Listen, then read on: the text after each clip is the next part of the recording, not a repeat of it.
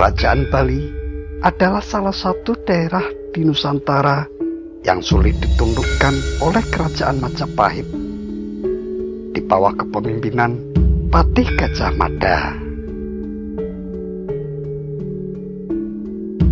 Secara turun-temurun, kerajaan-kerajaan di Bali ini diperintah oleh raja-raja keturunan dinasti Warmadewa.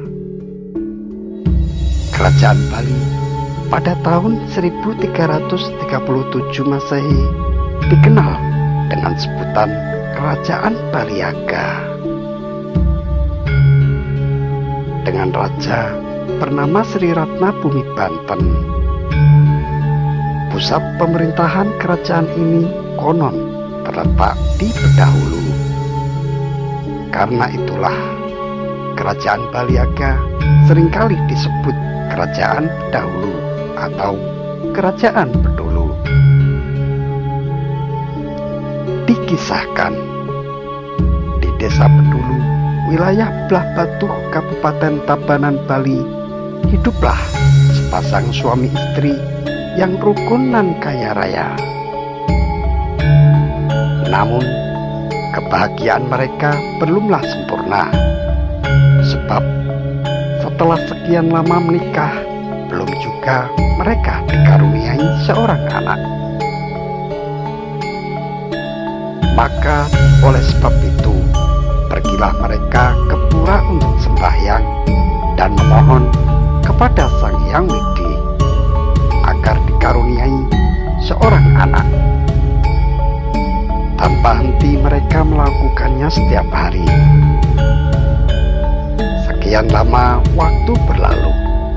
Akhirnya sang istri mulai mengandung. Suami istri itu pun bahagia dan tak lupa mengucap rasa syukur kepada Tuhan Yang Maha Esa. Setelah 9 bulan mengandung, lahirlah seorang bayi laki-laki. Namun rupanya bayi yang lahir bukanlah bayi biasa. Bayi yang baru lahir itu sanggup memakan makanan orang dewasa. Semakin hari, semakin banyak saja anak itu makan. Waktu pun terus berlalu. Anak itu tumbuh menjadi orang dewasa yang tinggi besar. Karena tubuhnya yang tinggi besar itu, ia dipanggil dengan nama Kebuiwa, yang juga berarti Paman Kerbau. Kebuiwa sangatlah rakus makan. Hingga lama-lama habislah harta orang tuanya hanya untuk memenuhi kebutuhan makan si Kebuiwa saja. Hingga akhirnya mereka pun tak sanggup lagi untuk mencukupi makan anaknya itu. Terpaksa suami istri itu meminta bantuan warga desa. Semenjak itulah segala kebutuhan makan si Kebuiwa ditanggung oleh masyarakat desa. Penduduk desa membangun rumah yang begitu besar buat Kebuiwa. Mereka juga memasak makanan yang begitu banyak untuknya. Namun, lama-kelamaan penduduk desa juga tak sanggup lagi untuk menyediakan makanan. Akhirnya mereka meminta Kebuiwa untuk memasak makanannya sendiri. Dan penduduk desa cuma menyediakan bahan mentahnya saja.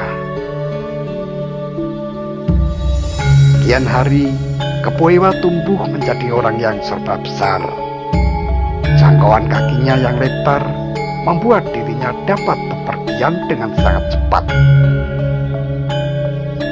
Jika ia ingin minum, ia tinggal menusukkan jari telunjuknya ke tanah dan segera terbentuk sumur kecil yang mengeluarkan air. Kebo Iwa dikenal memiliki sifat pemarah. Kemarahannya mudah sekali meledak, apalagi jika ia tidak mendapatkan makanan yang cukup. Jika telah marah, ia akan merusak apa saja yang ditemuinya. Biasanya ia akan merusak rumah-rumah penduduk. Bahkan tanpa rasa takut, ia juga akan merusak pura tempat ibadah jika kemarahannya itu sudah benar-benar memuncak. Di samping sifat pemarahnya, sebenarnya Kebo Iwa akan bersedia membantu para penduduk yang membutuhkan bantuan tenaganya. Ia akan bersedia untuk menggali sumur, memindah rumah, membendung sungai, meratakan tanah berbukit-bukit, atau mengangkut batu-batu besar.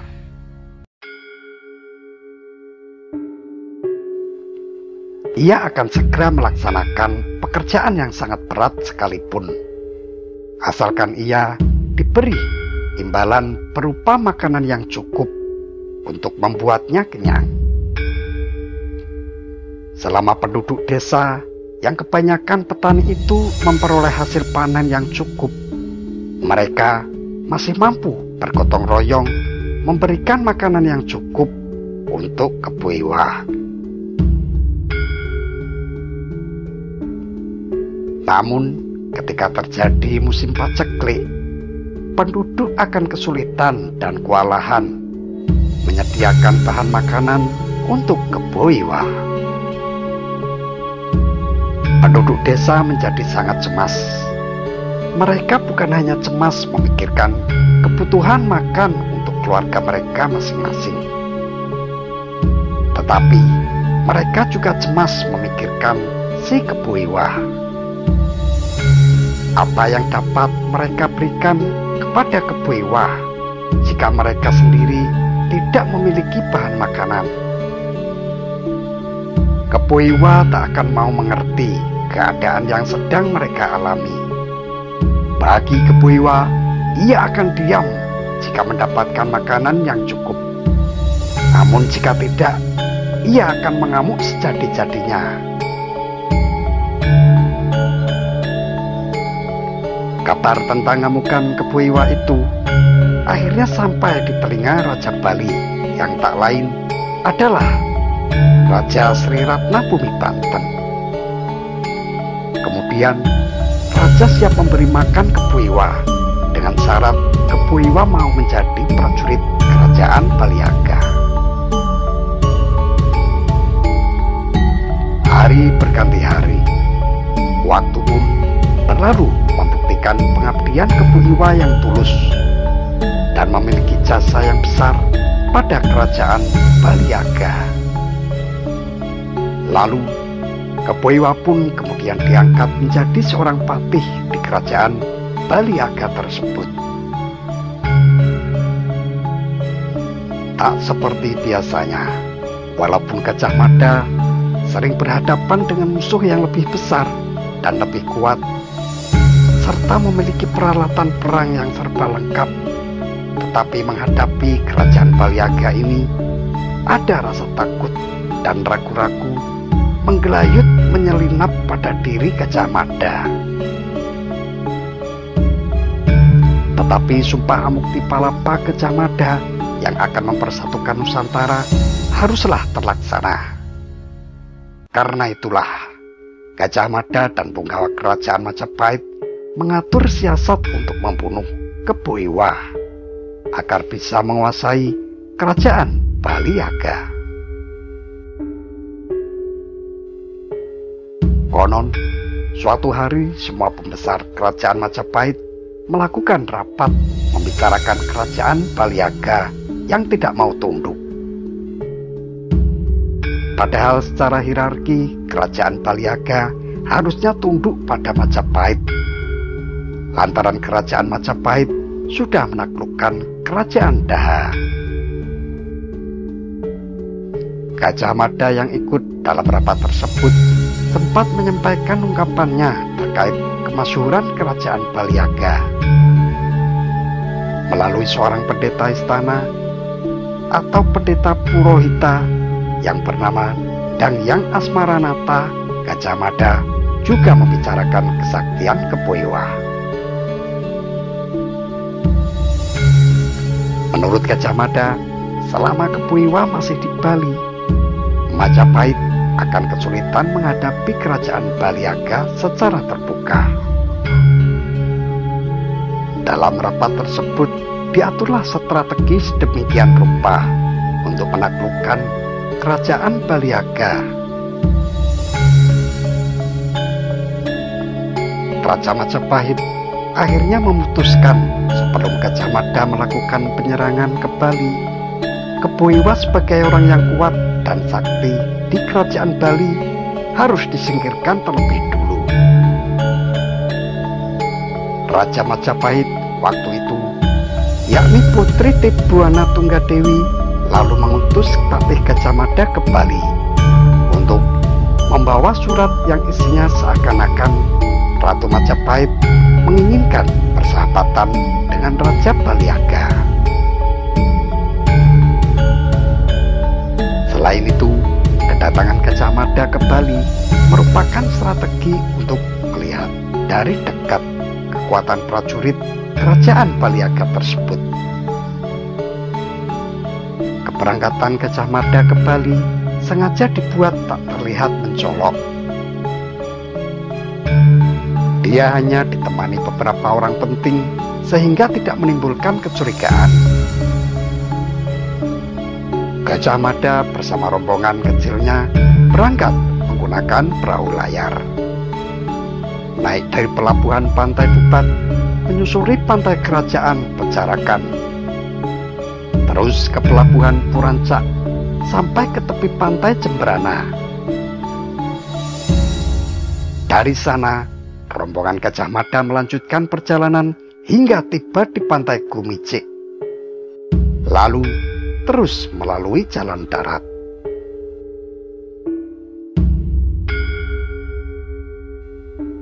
Saat itu tersiarlah kabar bahwa ada serombongan penumpang perahu sedang berlabuh di pantai Gumicik dekat Belah Batu, kerajaan Baliaga.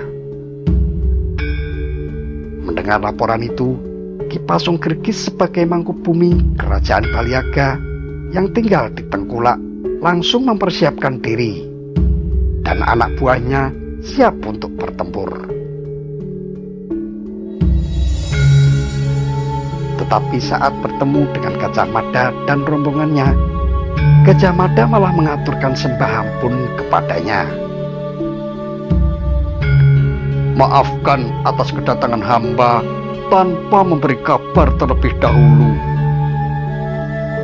Hamba adalah utusan kerajaan Majapahit bernama Patih Gajah Mada. Kedatangan hamba atas kehendak Ratu Tribuana Tunggadewi untuk menyampaikan sepucuk surat kepada Raja Baliaga." Demikianlah kata Mahapatih Gajah Mada kepada Patih Pasung Gergis. Mendengar penjelasan Patih Gajah Mada, Ki Pasung Gergis meyakini bahwa kedatangan Gajah Mada ke Bali tidak berniat buruk. Apalagi Gajah Mada tidak membawa perlengkapan perang sebagaimana lazimnya angkatan perang. Ki Pasung Gergis menyambut tamunya dengan sopan pula. Apalagi Ki Pasung Gergis juga sering mendengar kemasyhuran nama Patih Gajah Mada di Majapahit itu. "Baiklah, Patih Gajah Mada, kami antar menghadap Sri Baginda Raja. Tetapi alangkah baiknya jika Patih Mada beserta rombongan beristirahat sejenak, kata Patih Pasungkrikis. Selanjutnya, kedua rombongan mengarah ke kediaman Kebo Iwa. Setelah mengantar rombongan Gajah Mada ke kediaman Kebo Iwa, Ki Pasungkrikis langsung menuju ke pusat kerajaan Baliaga untuk memberitahukan perihal kedatangan Gajah Mada pada Raja Baliaga. Singkat cerita, Ki Pasungkrikis melaporkan kedatangan Patih Mada sebagai utusan Ratu Majapahit kepada Raja Baliaga. Mendengar penjelasan secara terperinci, maka Maharaja Sri Ratna Bumitanten memerintahkan kepada Ki Pasungkrikis untuk mengantar tamunya ke Bedahulu, pusat pemerintahan Kerajaan Baliaga saat itu.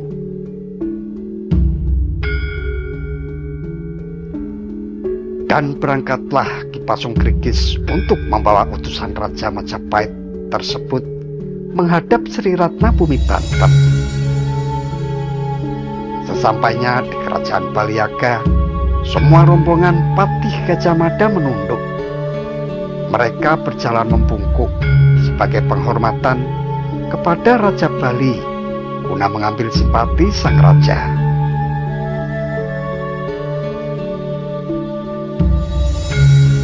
Melihat sikap sopan Gajah Mada, maka Raja Bali menghormatinya, sehingga ia dipanggil untuk mendekat.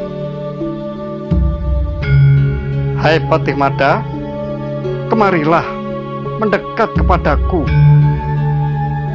Berita apa yang kau bawa untukku, Patih Mada? Ceritakanlah, jangan engkau merasa sungkan," perintah Raja Baliaga tersebut. Patih Mada pun mengaturkan sembah kepada Sri Baginda Raja Bali. "Ampun Paduka Tuanku, hamba datang diutus oleh Paduka Tuanku Putri Ratu Majapahit untuk menghadap Tuanku Baginda Raja, mempersembahkan sepucuk surat. Hamba mohon ampun jikalau hamba membuat kekeliruan dalam tata cara menghadap kehadapan Sri Baginda Raja Agung. Inilah surat beliau, mohon Paduka Raja menerimanya." Begitulah kata Patih Gajah Mada. Akhirnya Raja pun menerima surat tersebut dan membaca isinya. Isi surat tersebut konon antara lain berbunyi. Yang pertama, Majapahit memohon dengan sangat agar Kerajaan Bali jangan menyerang Kerajaan Majapahit. Yang kedua, mohon hubungan yang dahulu diteruskan sebagai hubungan persaudaraan. Yang ketiga, mohon kesediaannya agar Kebo Iwa diperkenankan untuk pergi ke Jawa agar dinikahkan dengan seorang putri yang kecantikannya sudah terkenal di tanah Jawa. Surat itu seolah-olah bukti dari ketulusan hati Raja Majapahit untuk menjalin persahabatan dan persaudaraan antara kedua belah pihak, agar terwujud ketenangan dan ketentraman yang didambakan. Melihat isi surat yang lemah lembut dan sangat sopan itu, apalagi ditandatangani oleh Ratu Kerajaan Majapahit, maka tak ada prasangka buruk. Raja Baliaga menerima semua permintaan dari Kerajaan Majapahit tersebut. Saat itu, semua bergembira mengetahui isi dari surat tersebut. Untuk merayakan kegembiraan itu, Raja Baliaga mengadakan pesta penyambutan sebagai penghormatan terhadap Patih Gajah Mada beserta rombongannya sebagai tamu penting kerajaan pada waktu itu. Dalam kesempatan tersebut, Raja Baliaga memerintahkan Kebo Iwa segera mempersiapkan segala sesuatunya agar pergi ke tanah Jawa menerima hadiah dari kerajaan Majapahit. Keesokan harinya berangkatlah si Kebo Iwa menuju tanah Jawa bersama rombongan Patih Gajah Mada dengan menaiki perahu. Saat itu Kebo Iwa berangkat dengan perahu pemberian Gajah Mada yang telah dipersiapkan sebelumnya. Perahu tersebut telah didesain khusus. Harapannya di tengah samudera perahu tersebut bocor dan kemudian tenggelam. Benar saja, akhirnya perahu yang ditumpangi Kebo Iwa bocor dan tenggelam di tengah samudera. Tetapi saat itu Kebo Iwa melompat dan berenang seperti ikan hiu hingga sampai ke Pulau Jawa. Saat melihat kejadian ini, Gajah Mada semakin khawatir sekaligus kagum akan kehebatan si Kebo Iwa. Sesampainya di Pulau Jawa, Mahapatih Gajah Mada mengajak Kebo Iwa berhenti sejenak sebelum melanjutkan perjalanan. Gajah Mada terus memikirkan cara untuk menyingkirkan Kebo Iwa. Sebab jika bertarung melawan Kebo Iwa, Gajah Mada dan rombongannya merasa gentar. Maka timbullah siasat baru Gajah Mada saat itu. Kepada Kebo Iwa, Gajah Mada berucap sesuai dengan tradisi tanah Jawa. Sebelum upacara perkawinan dilaksanakan, mempelai laki-laki harus memberikan emas kawin kepada mempelai wanita.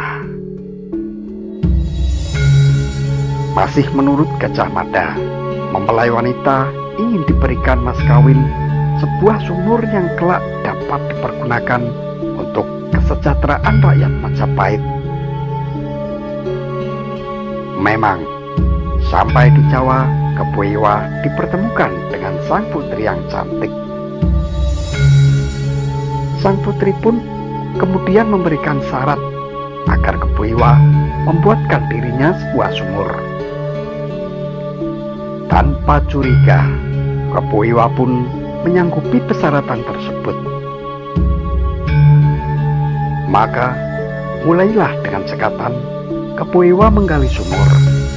Tetapi ketika dirasa cukup dalam, tiba-tiba Gajah Mada memerintahkan pasukannya untuk menimbun Kebo Iwa yang ketika itu masih berada di dasar sumur dengan batu-batu dan tanah sehingga Kebo Iwa terkubur. Tetapi lantaran kesaktiannya, ternyata Kebo Iwa tidak mati. Dia bahkan mampu keluar dari dasar sumur dengan keadaan yang segar bugar. Saat itulah Kebo Iwa marah dengan kelicikan Gajah Mada, sehingga langsung mencari dan menyerang Patih Gajah Mada. Menurut petunjuk Niskala Kebo Iwa, saat itu Kebo Iwa naik ke atas dari dalam sumur mencari Gajah Mada hingga sampai ke Gunung Wilis, tepatnya di Dusun Wisata Besuki, Desa Jugo, Kecamatan Mojo, Kediri, Jawa Timur. Sumur yang digali Kebo Iwa kini sudah dibangun tempat suci bernama Candi Kedaton. Pertempuran sangat seru dan berimbang antara Kebo Iwa dan Gajah Mada berlangsung lama tanpa ada yang menang ataupun kalah.